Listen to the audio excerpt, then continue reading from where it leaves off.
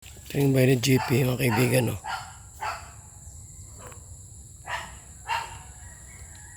Laki, no? May second floor yan. Bahay ni GP, may second floor.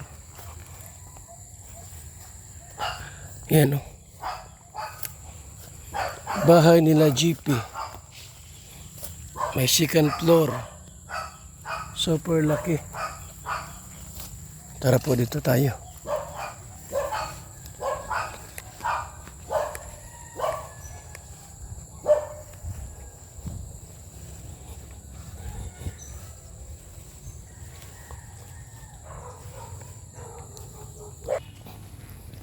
At isa pong pabahay po, mga kaibigan, no?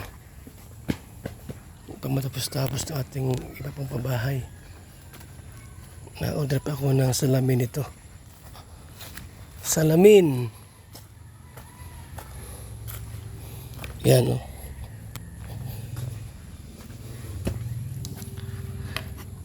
So wala pang tiles, wala pang salamin, di pa po tapos ito, mga kaibigan. Ilang salamin ito? Isa, dalawa, tatlo. Tapos meron pa rito po isa pa, oh. Pinagawa po natin.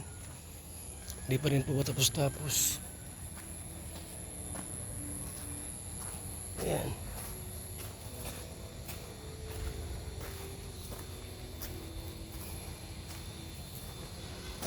Kasi malaki ang gastos sa babahay po. Mahina ang 300,000. Bisa po 400,000 po kasi ang mahal ng materialis ay super mahal. Super mahal po ng materialis ngayon, mga kaibigan. Kaya halos hindi tayo makakasimula ng matapos. Bali 5 pabahay po itong sunod-sunod.